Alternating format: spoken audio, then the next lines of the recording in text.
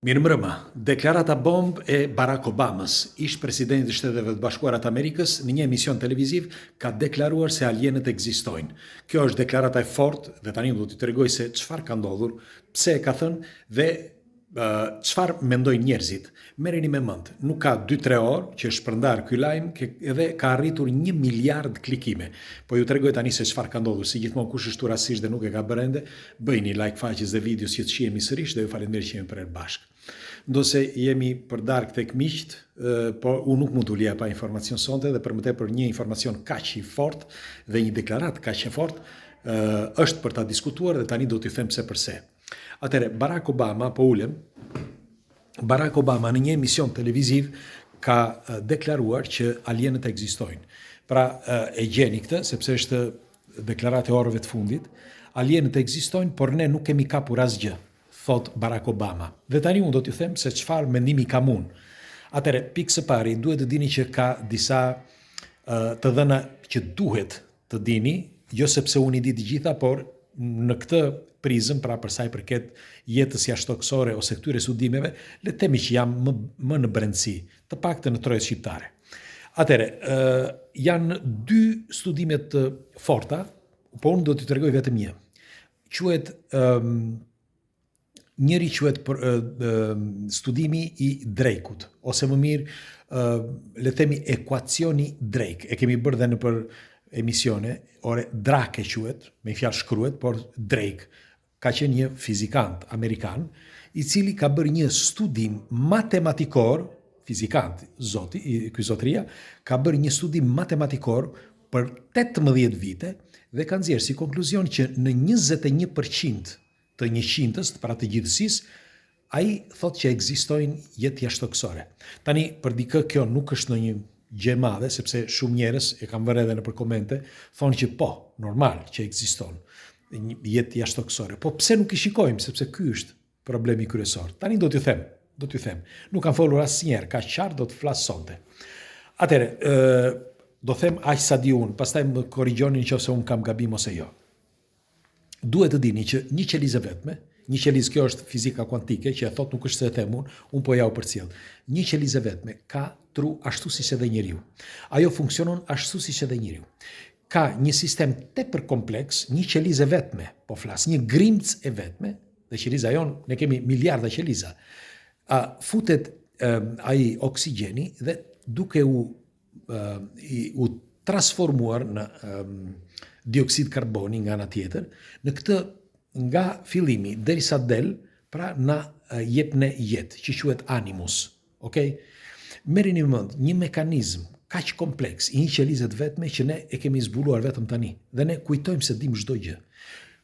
Pse u thash këtë? Sepse mjafton një grimc e vogël, që ne nuk e kuptojmë, merrni me mend se çfarë ka atje jashtë. Ne nuk mundemi ta kuptojmë se çfarë ka atje jashtë. Dhe do t'ju them tjetrën. Senset tona është e pamundur që të perceptojnë, sepse ne perceptojmë 0,35% të botës që na rrethon. Pra spektrin e shikimit, ne nuk dim atë që shikojmë nëse është e rregullt ose jo, sepse siç e kemi thënë, nga momenti që arrin këto informacionet, vibrimet nga jashtë, më diqi me vëmendje, po ja u them me pak fjalë që çfarë ndodh me njeriu si fillim, pse ne nuk i shohim, nëse ka forma të tjera jete, dhe pastaj do t'ju them nëse ekzistojnë ose jo. Pra, ne nga momenti që marrim informacionin, vin informacionin në syrin ton, e përpunon truri dhe pastaj na i tregon ashtu siç ne shohim. Gjithë bota që na rrethon këtu, për shembull. Mirë po, këto janë në të qindrat e sekondës. Pra, informacionet, vibrimet që vijnë nga jashtë, spektri që quhet. Tani, nga ky moment ka një pjesë të vogël në trurin ton që është momenti që i përpunon, janë 300 milisekonda mos gaboj, që i përpunon truri këto informacione për na i treguar. Dhe sipas shkencës, ky është një projekt ose një program i trurit ton për të na treguar botën ashtu siç ne e shohim. Dhe kjo është bërë, pra është formuar ky lloj programi në trurin ton biologjik normal, që ne të jetojmë këtë botë ashtu siç është. Dhe ne perceptojmë 0,0035%. Pra as 1%. Si mund të pretendojmë ne që njohim botën jashtë? Nuk mund ta pretendojmë. Nuk mund të pretendosh që sheh e kupton botën ose e percepton botën, sepse ne jemi, si ju thash, jemi shumë larg së vërtetës. Ka një problem tjetër, nuk shoh mirë këtu. Ka një problem tjetër. Problemi tjetër është që në qoftë se ne do të kishim një stall ose një kotec me pula. Si mund ta di pula se kush je ti? Nuk e di pula. Pula të sheh që ti lëvizte, kaq. Ashtu është edhe ne, nëse jemi brenda një koteci, shikojmë ose perceptojmë diçka dhe nuk e kuptojmë. Pse po e them këtë? Pikërisht pra, sepse ne perceptojmë 0,035%. Pra, po thuaj 1%. Si do ta kuptojmë ne nëse atje jashtë ka një formë tjetër më të zhvilluar? Nuk mund ta kuptojmë sepse nuk e shohim.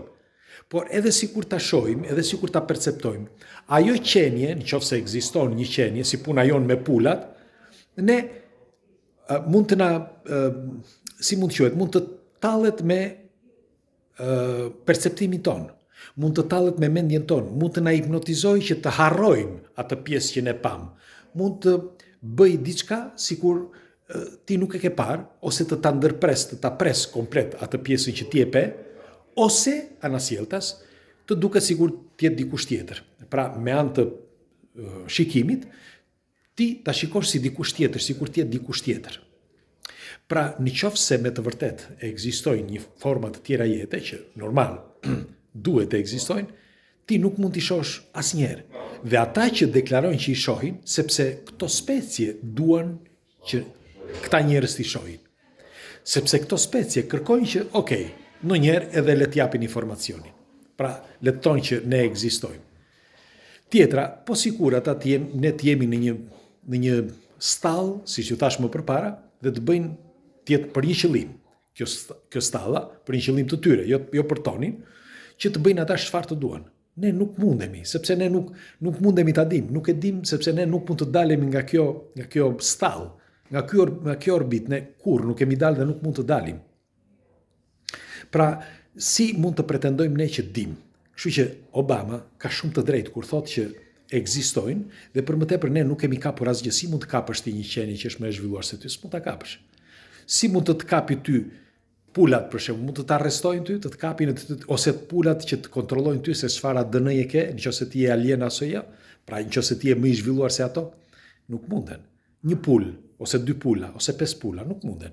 Nëse do t'jenë kafshë tegra, për shembull luani apo tigri, do të hanë të gjallë, vetëm kaq, por që të bëjnë teste, që të shikojnë nëse ti je alien apo jo, nuk e bëjnë dot.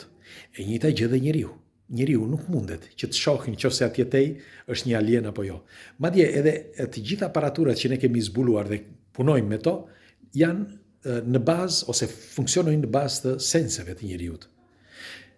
Kur këto diskutime kam bërë dhe me një shkencëtar nga Roma, më thot ti nga një ranë këtë drejtot, por ne nuk i kemi parë dhe preferojnë që të themi që nuk ekzistojnë. Kjo nuk është një përgjigje inteligjente, kjo është një përgjigje e detyruar, që të detyrojnë ty dhe mua, juve dhe mua, që të thonë që nuk ka asgjë. Pse duhet të më detyrojnë? Unë them që ka. Pse jo? Po sikur të gjithë këta miliona njerëz në botë që thonë që kanë parë alien, të jenë të vërteta, po sikur të gjitha, sepse nuk janë të gjithë të çmendur, drejt që e mori. Pra, deklarata e Obamës është një deklaratë që pritej prej kohësh, që duhet ta thoshte, por më pëlqeu shumë kur tha që ne nuk kemi askënd, nuk kemi kapur asnjë. E thot në intervistë, gjejeni e shihni. Tani do të dëshiroj një koment tuaj, ju çfarë mendimi keni për një argument të tillë? Pres komentet tuaja, kalofshi një ditë bukur dhe nuk e kam me asnjë, unë vetëm përcjell këto studime që kemi bërë prej vitesh, ja u përcjell juve që ti diskutojmë së bashku, sepse mund të gaboj dhe unë. Dhe do dëshiroja një komentit tuaj jo me ofensiva ose jo në mënyrë, por në mënyrë inteligjente. Pres komentet tuaj, ju përqafoj. Kalofshi të bukur.